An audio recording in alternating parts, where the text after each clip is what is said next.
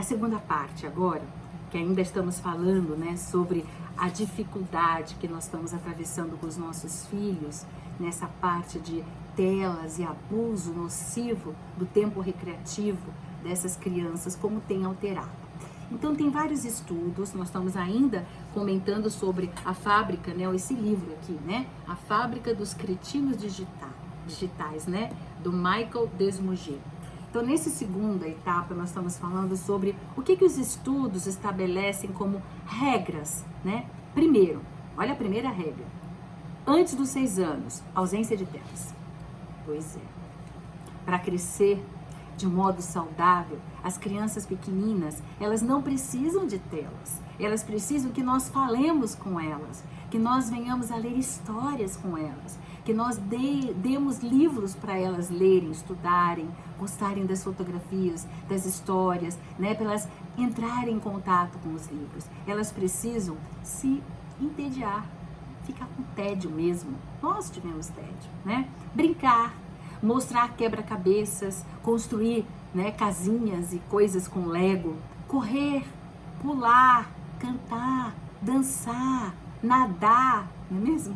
Então elas necessitam de desenhar, de praticar esportes, de música, de verificar qual o tipo de música que elas gostam, qual tipo de instrumento elas podem tocar. Pois é, todas essas atividades constroem o cérebro de forma mais segura e eficaz do que qualquer tela recreativa. Ainda mais que a ausência de exposição digital durante esses primeiros anos de vida não provoca nenhum impacto negativo, nem a curto, gente, nem a longo prazo. Ou seja, a criança, ela não se torna um deficiente no mundo digital porque não foi exposta às telas durante os 6 primeiros anos de sua vida. Ao contrário, o que ela desenvolverá longe das telas nos primeiros 6 anos de vida ajudará a melhor utilizar o que o digital pode oferecer de positivo no futuro. Eu vou contar uma historinha, né, para mostrar o que realmente as nossas crianças necessitam. É uma história talvez que você já tenha ouvido por aí. Chama-se O Nó no Lençol.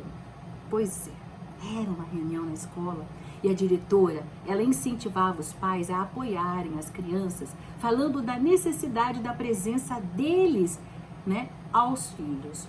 Mesmo sabendo que a maioria daqueles pais e mães trabalhavam fora, e ela tinha aquela convicção da necessidade desses pais acharem tempo para os seus filhos.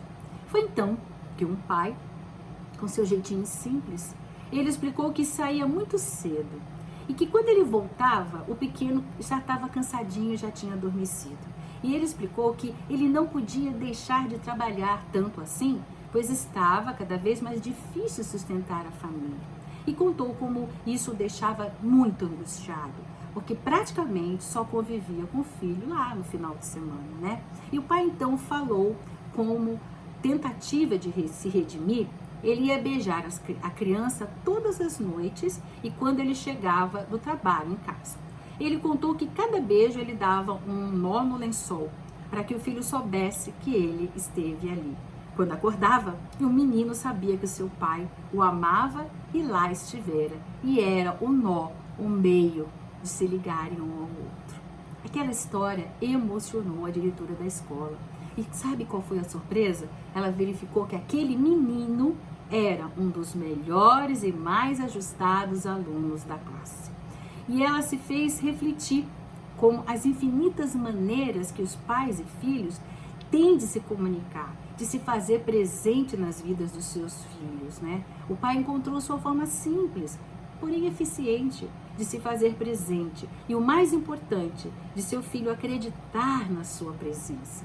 Então, gente, para que a comunicação se instale, é preciso que os filhos ouçam o coração dos pais ou responsáveis pelos ensinamentos, gente. São os ensinamentos, são as nossas atitudes que falam mais alto do que as nossas palavras. E é por essa razão que um beijo, um abraço, um carinho, né, revestido de puro afeto, curam até dor de cabeça, arranhão, ciúme de irmão e medo de escuro.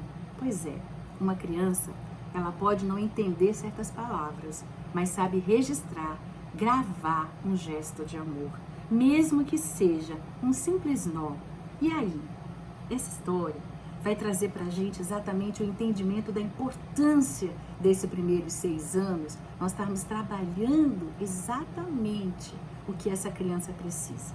É do afeto, é do contato, é de estarmos presentes.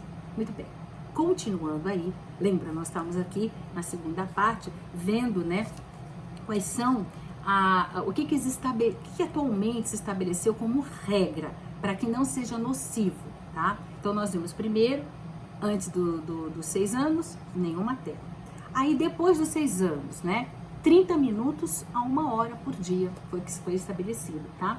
Observou os conteúdos seguintes, né? O sono, um máximo de 30 minutos de tela até 12 anos e 60 minutos após isso. Nossa, eu sei que se você for falar para uma criança, né, de 7 a 8 anos que ela vai ficar só 30 minutos por dia, nos dias atuais, acho que elas têm um treco, né? Pode-se colocar um aplicativo, viu? Onde o aparelho é bloqueado. Quartos também sem telas, sem TV, sem computador, também é bom. Ter um lugar específico ali é o local que nós vamos sentar agora para fazer a lição, para estudar, né? Porque às vezes as coisas hoje são dadas no computador, os professores passam dever de casa, tudo pelo computador, eu sei disso. Então, aqui um local em que todos possam trabalhar naquele local e não dentro do quarto da criança, né? Porque isso toma o lugar do sono. Favorece acesso de conteúdos, gente, inadequados. A gente sabe disso. Você não está lá do lado. Eles ligam o computador, né? Por isso a necessidade de ter um dispositivo para você bloquear isso. O quarto deveria ser um santuário livre para a saúde mental. Antes que falem, né? Ainda existe, gente, despertador, tá? Ainda existe. Não precisa ser o celular para poder acordar a criança, né?